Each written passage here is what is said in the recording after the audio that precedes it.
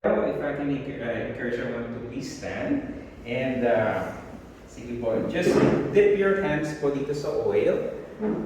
Okay, tapos ay, ano lang po yung mga madali na lang po punasan ang ating ipuin with the oil.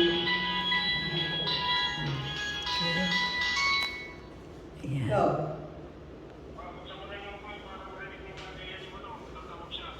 Ayan, ide-dedicate natin ngayon ang bahay ni Sister Lilian.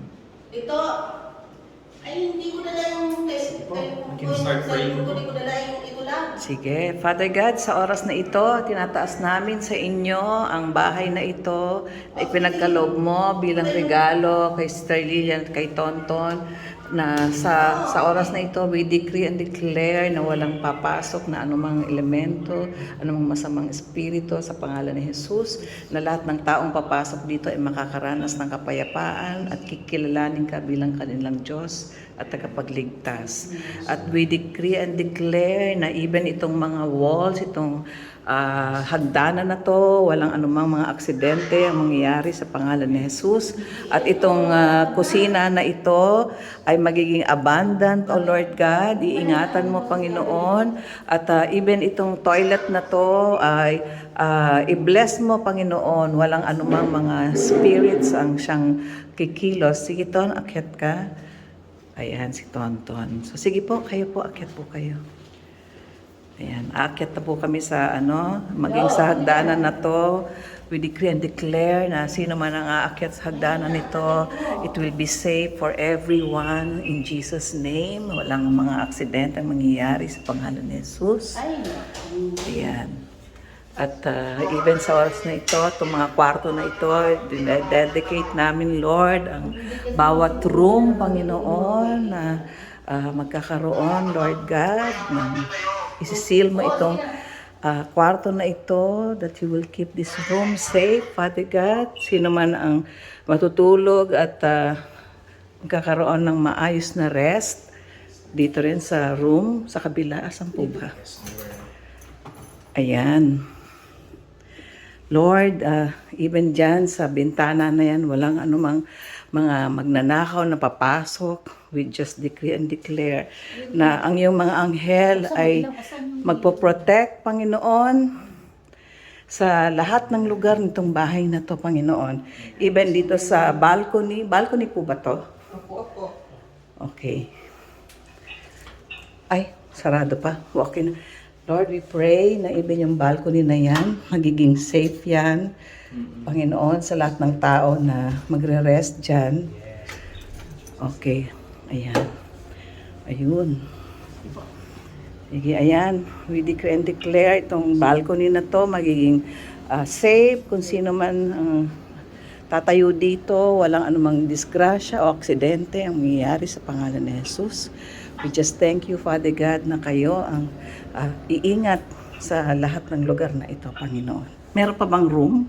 Meron pa pa taas. Meron pa. Okay, sige ito. Akyat ka. Okay. Para wala tayong ma-miss.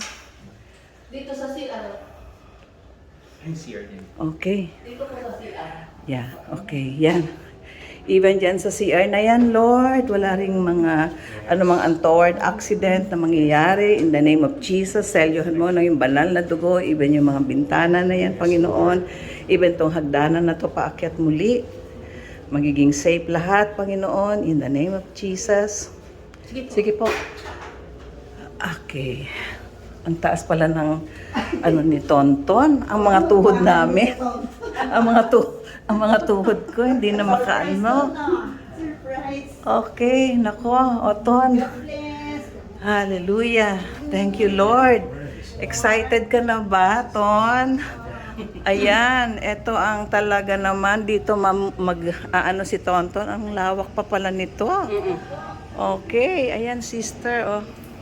So Lord, ingatan mo rin po itong rooftop na to, Panginoon. Kung saan ay napaka-spacious. Pwede ngang gawin itong gawain, Panginoon. So Lord, lahat ng ito, cover this with your most precious blood. Walang anumang elemento ng masamang espiritu ang papasok sa lugar na to, even dyan sa toilet na yan. Na Lord, gagamitin mo ang lugar na to para maging isang gawain din po, relaxation ng buong family. So thank you so much, Father God. And itong mga surroundings na to, itong mga kapitbahay na to, Lord God, na meron sila, Panginoon, we pray na magiging blessing din po ang bahay na to sa kanila, na sino man, Lord, ang papasok sa bahay na to ay mabibless. Mararanasan nila ang presensya mo, aming Ama.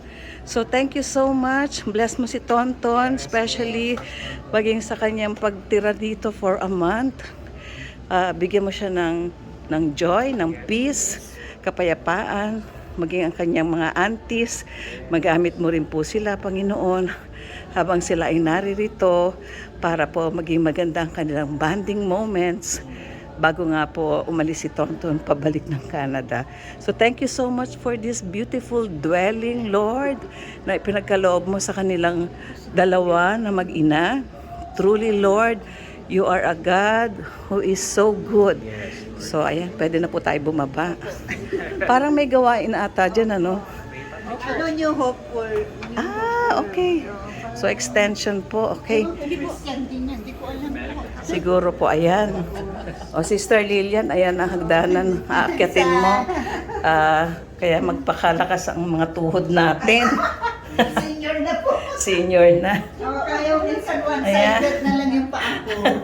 Yan, si Ate Lisa, yung pinsan mo, na-meet ko na rin. So, salamat po, aming Ama.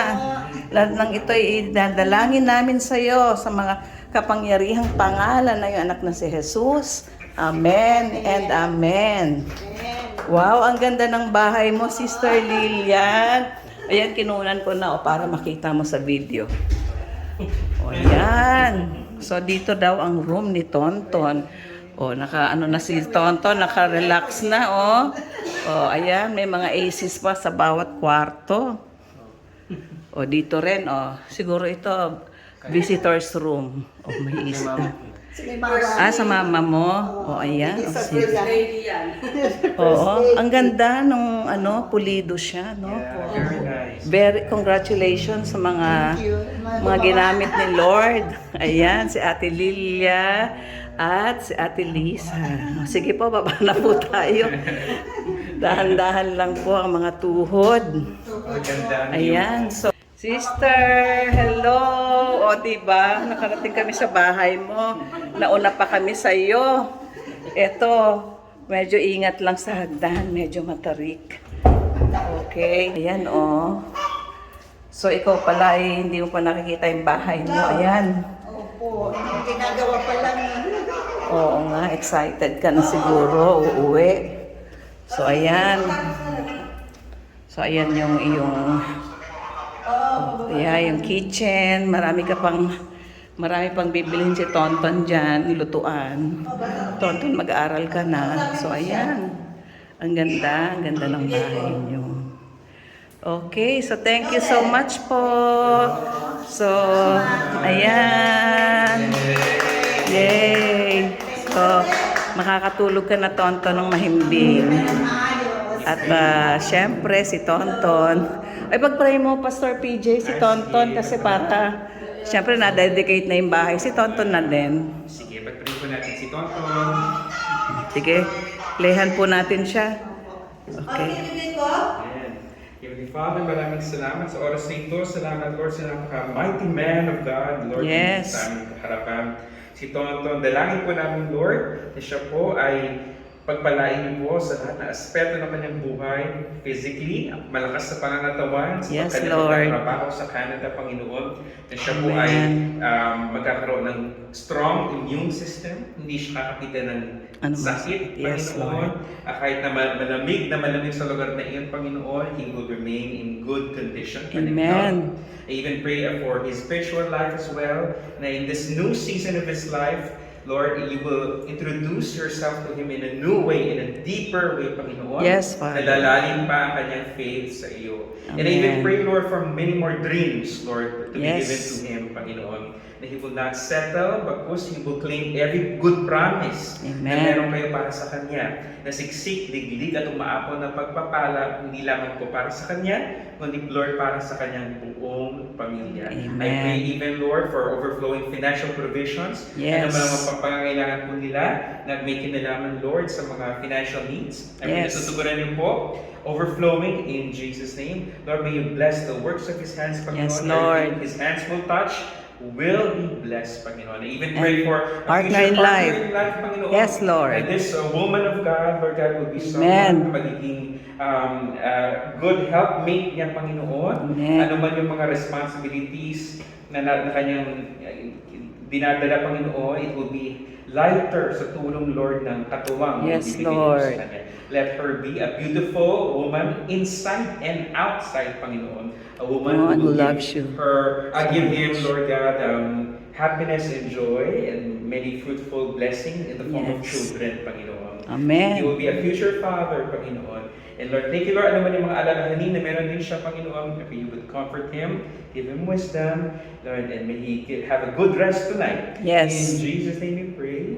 Amen and